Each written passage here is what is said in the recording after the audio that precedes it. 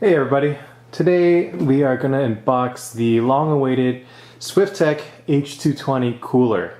Now this is Swiftech's first entry into the all-in-one closed-loop coolers, with the exception that this particular model allows you to expand the loop by adding your own radiators, reservoir, more GPU blocks, whatever you want to do. This thing allows you to do it, whereas something like the H100i from Corsair and NZXT's Kraken X60, they do not let you open and modify the loop.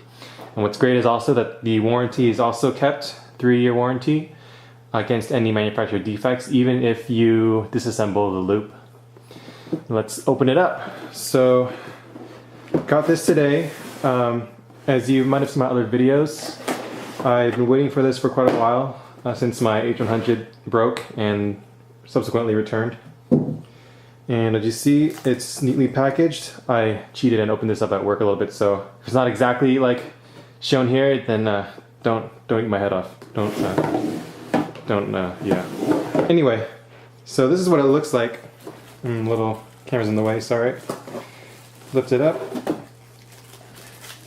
And what's cool about it is that Swiftech has the fans already mounted on the radiator, and this is a dual benefit. For one, because the radiator is protected during shipping, the fins will not be bent through the normal packaging and shipping process. Unlike my H100, by the way, my H100 came with some bent fins. I just used my nail to bend it back, and it still wasn't perfect. I wasn't totally satisfied, but whatever. What happens? Radiators are very delicate. So this is the H100. The cooler already comes mounted with the back plate. It's kind of crooked, but it's just whatever. Anyway, as you can see, it's got a copper base. Tubes are on swivels, so you can angle them however you want. It's a PWM type pump, so you can control the speed through this via your motherboard or the included 8mm splitter, or 8 PWM splitter, which is really nice.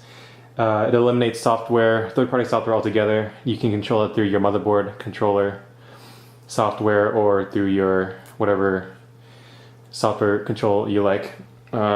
Speed fan is another one that I've used in the past. And this comes with the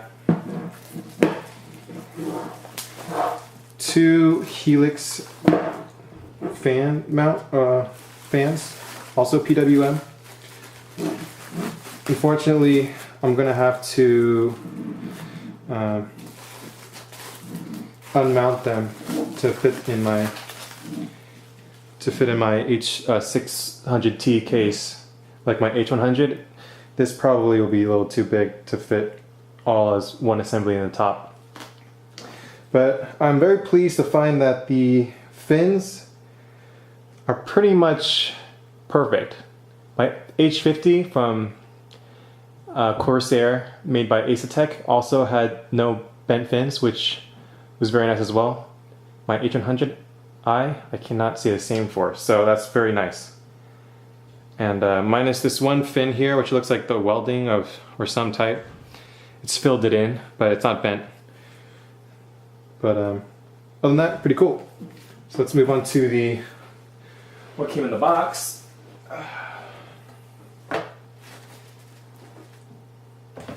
Alright, so we have the user's manual.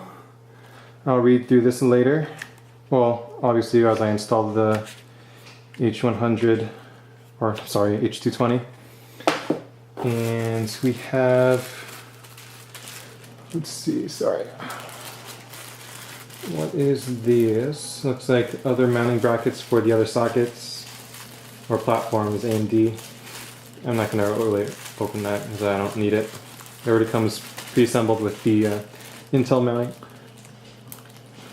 which is awesome. This is the 8 header PWM splitter that I mentioned earlier. This will allow you to control all your fans or whatever's connected to it through a single PWM header. And this has a better benefit versus something like Corsair Link, which I've had bad experiences with, and I'm far from the only one that's had bad experience.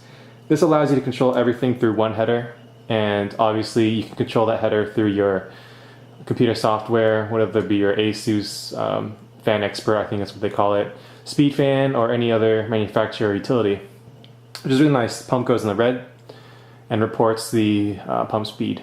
Everything else is not reported but controlled by PWM, and it's all powered by this Molex connector. So you're not going to be putting that load on the CPU or whatever PWM header you use.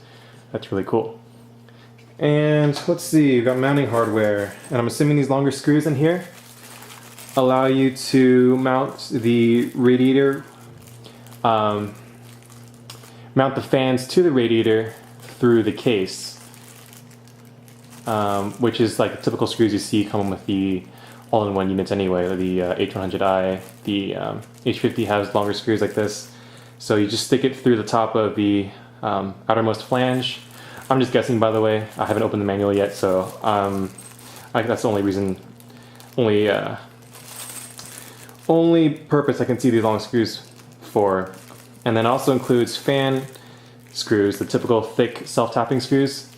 Those are for if you mount it with the fan already assembled, you pretty much mount the fan to the case, and then the fans are mounted to the radiator, so it's effectively mounting the whole unit through the fan.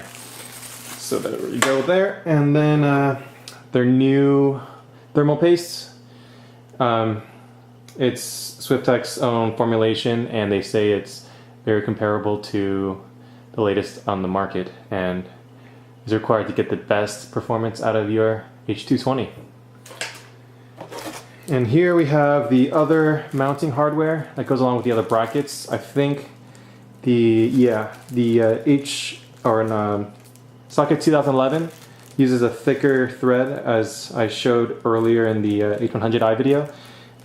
This is where you can find them here. You have to modify the spring retention mechanism for the screws, but luckily we don't have to do that today because I'm using a socket 1155 setup. So luckily I can just throw this into my computer and be done with it. And let's get to installing the 600T, or installing it into the 600T. Thanks for watching.